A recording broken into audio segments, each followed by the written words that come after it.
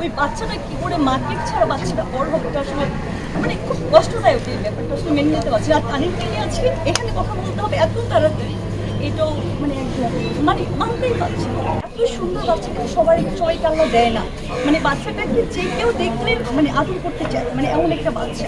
সেই বাচ্চাটা দত্তকের কথা কেন আসবে, তাই না? আর ওর মাও ইয়াং আছে। আমার মনে হয় ওর বাবার, আমি যতটুকু জেনেছি, ওর বাবা কতটুকু বাচ্চাটাকে সে মানে মানুষ করতে পারবে জানি না, বাট আমার মনে হয় ওর নারীর কাছে থাকতে বাচ্চাটা মানে মানুষের মতো মানুষ হতে পারছে। কারণ যেহেতু তার মানে তানিমকে হারানোর কষ্ট তার মা যতটা ফিল করছে, এই ফিলটা হয়তো সবার মধ্যে থাকবে না। কারণ ওই বাচ্চাটার মধ্যে হয়তো উনি তানিমের অনেকটা ছায়া, অনেক ভালোবাসা, অনেক কিছুই পাবে ওই বাচ্চাটার মধ্যে।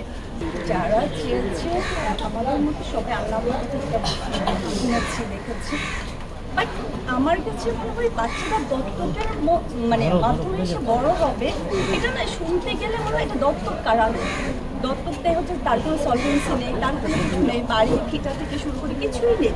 আল্লাহর রহমতে তানিমের তো সবই আছে, তাহলে কেন তানিমের বাচ্চাটা অন্যের কাছে মানুষ হবে? এটা আসলে কোনোদিন মেনে নেওয়া যায়?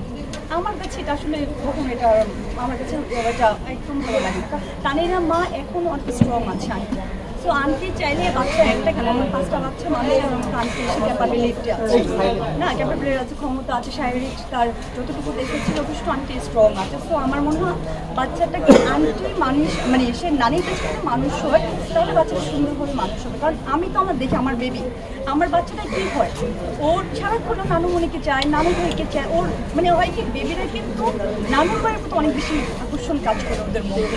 তো ওই বাচ্চাটা ওর নানিও ভালোভাবে মানুষ করতে পারবে আমার কাছে মনে হয়, এটা আমি ফিল করছি। অনেক বেশি ও মানে ও হচ্ছে একটা পাগল পাগল বলবো ওকে আমি, কারণ হচ্ছে ও যখন দেখা হয় মানে এমনভাবে চেপে ধরবে, এমনভাবে ওর মানে ওর মধ্যে বলবে না, মানে ওর মধ্যে যে এত কষ্ট ছিল আমরা কিন্তু কেউ কখনো বুঝতেই পারিনি। মাঝে মধ্যে একটা স্ট্যাটাস দেখেছি, ওকে বলতাম না আমরা ওইটা এমনিতে দিয়েছি, মানে কখনো ওইভাবে বুঝতেও দেয়নি কিন্তু ওর এই যে মানে ভিতরে এত কষ্ট, মানে এটা আসলে আমার মানে লটস অফ মিসিং, মানে এটা এই মিসিংয়ের কথা বলে শেষ করবো। আসলে ও সবাইকে খুব ভালোবাসে, একজন মানুষ যেখানে যায় সবাইকে এত বেশি হাসাতো, মানে ওই জায়গাটা মনে হয় কেমন অন্যরকম একটা মানে আমরা একটা মানে অন্যরকম একটা ফিল পেতাম। আর ওর এত তাড়াতাড়ি চলে যাওয়াটা আসলে একদম মানতে পারিনি।